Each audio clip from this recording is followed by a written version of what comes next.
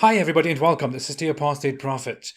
I hope you're having a great day. Many people have asked me before to speak about this Korean guy who converted to Islam, Daud Kim. I had a look before and I thought, who cares? No, I actually found it very funny. I saw a video in which he announced that he converted to Islam and literally every Muslim was there, literally. And every popular Muslim speaker, Muslim figure, congratulating him, celebrating that. Which may initially look very nice, but it doesn't actually say anything good about Islam.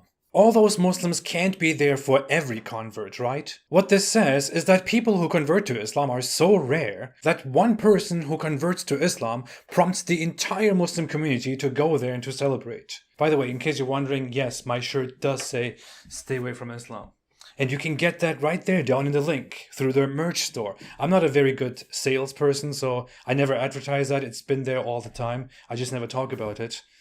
I don't know. But anyway, this guy called Daud Kim converted to Islam, and I have to point out something right away. Nothing against him, but the guy currently has over 2.2 million subscribers. And he only has that because of Islam. When ex-Muslims leave Islam and talk about it online, one of the most common accusations that we get is that we only do this for fame and money. Daud Kim rose from a few thousand subscribers to 2 million subscribers due to Islam. Most subscribers are Muslims, and based on his 10 million views per month, he may be making much more than $20,000 a month right now, which will significantly grow. People only support me on Patreon, as poor as I am, with my ex-Muslim fame. Please, people, support me. I beg you. Please, help me. For years, Daud Kim, then known as J. Kim or JBs, had a very small channel as a singer with a few thousand subscribers.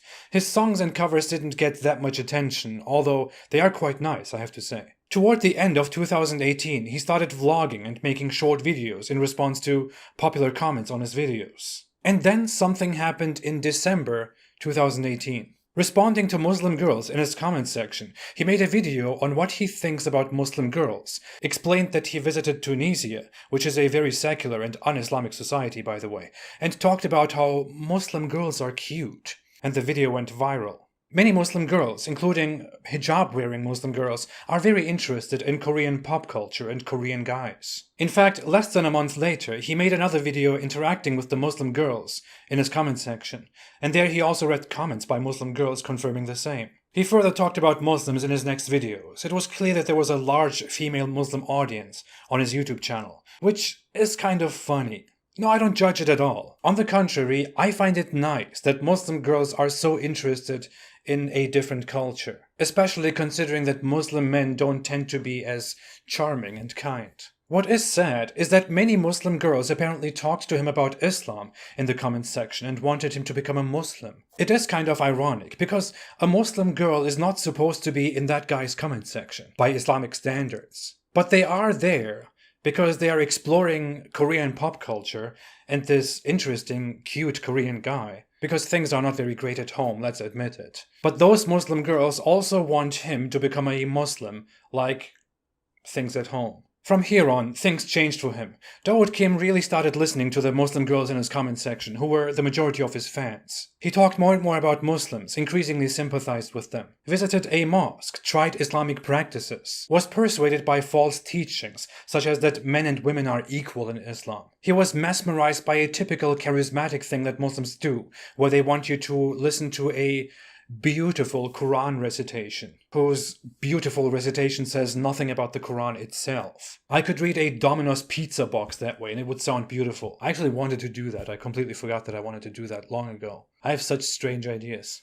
Anyway, he even started to fast without converting to Islam because his Muslim fans and friends encouraged him to, by his own admission. After a while, his entire channel was about Islam. He teased his audience about converting to Islam for a long time, made videos again and again on whether he believes or not, and how he is close and close and closer and almost there.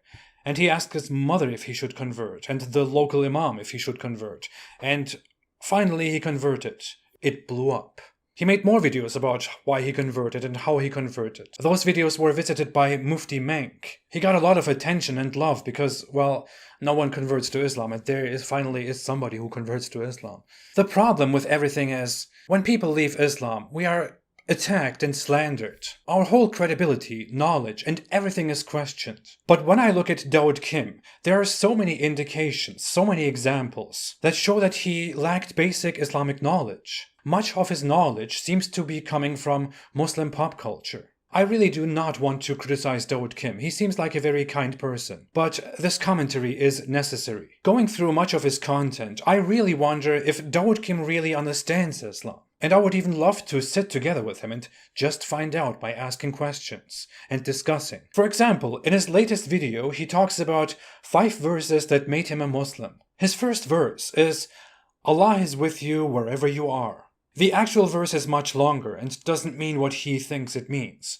What the verse is actually talking about is that Allah created everything and knows what is going on wherever it is going on. That he sees your every step and hears everything. That nothing in the universe happens without his knowledge. It doesn't say, oh, Allah is with you all the time, wherever you go. This is a misinterpretation and romanticization of a Quran verse that simply glorifies Allah's power. His second verse is, "And do not lose hope, nor be sad." Daud Kim sounds very emotional about this, and he explains how this inspires hope in him. But the actual verse goes, "Do not weaken and do not grieve. You will be superior if you are true believers." This verse came into existence when Muslims suffered great losses in a battle and was meant to motivate them to defeat their enemies if they are true believers. It's not about don't be sad. Number 3 is, Allah does not burden a soul beyond what it can bear. He again presents a romantic interpretation, which suggests that no struggle is too big to overcome, because Allah never gives you a burden that is too hard to overcome. But what the verse is actually talking about is that Allah will only judge you based on what you could and could not handle. It doesn't have anything to do with overcoming struggles and doing anything if you have faith. Sorry. I have no objections to number 4, which is, indeed, with hardship there is ease. Maybe only with the translation that he uses. I used to like this verse when I was a Muslim. Of course, it's just wishful thinking. I have a huge problem with number 5. They plan and Allah plans, and Allah is the best of planners. He romanticizes this again, talking about how he plans his life, but he fails and he feels bad. But that he should just leave things to Allah because Allah is the best of planners. But what the verse is actually referring to is that Muhammad's enemies want to plot and kill him, but Allah is the best of plotters, of schemers, of deceivers. In the Quran, this term is exclusively mentioned in reference to scheming and devising a strategy to deceive someone, which is why many people mockingly call Allah the best of deceivers. These verses are not about how Allah is always there for you and always supports you and always makes the best plans for you. Those sentiments are not very Islamic. He seems to have brought that over from his Christian past, where God loves you and God is with you at all times. It's not like that. But forget about that. Notice one thing. The 5 verses that he says made him a Muslim are exclusively emotional verses that made him feel better. There is no reasoning, no theological arguments and convictions, nothing. It is all just emotional. Allah makes you feel better. The Quran makes you feel better, and that's why he converts to Islam, which makes me feel very strange, because when I read the Quran, it makes me feel very dark.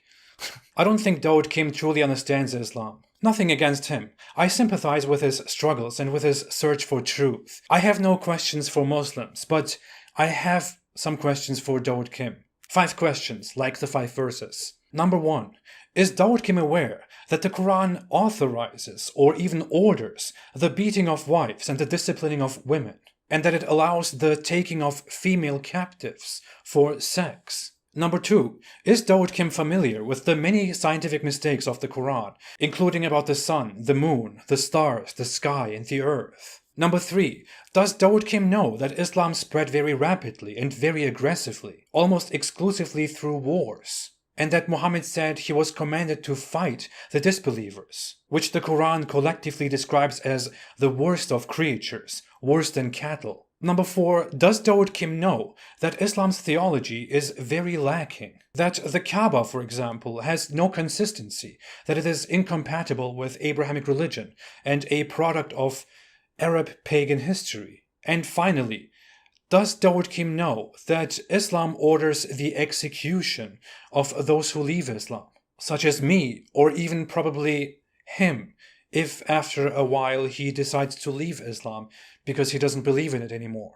I'm really curious about this one. Again, I have nothing against him. People seek, and some people find very weird truths. I hope he thinks this through in a better way, and I hope he asks more questions, or that he even talks to people who have left Islam or who have criticized Islam. He's now representing Islam and whitewashing it, though to a Muslim audience. While Muslim apologists around the world justify and call for atrocities, while they fail to establish and to defend Islam theologically. If one really wants to search and find meaning in life and happiness, there are so many solutions that are much better than ending up with the one religion that is the most chaotic and also the least happy one in the world. The most oppressive, the one with very much repression, little tolerance for skepticism, and a lot of scriptural flaws and holes in the standard narrative. I hope Daud Kim looks into this and finds a better solution for his own happiness. Thanks for watching. Most of my videos are not monetized, so much of my work depends on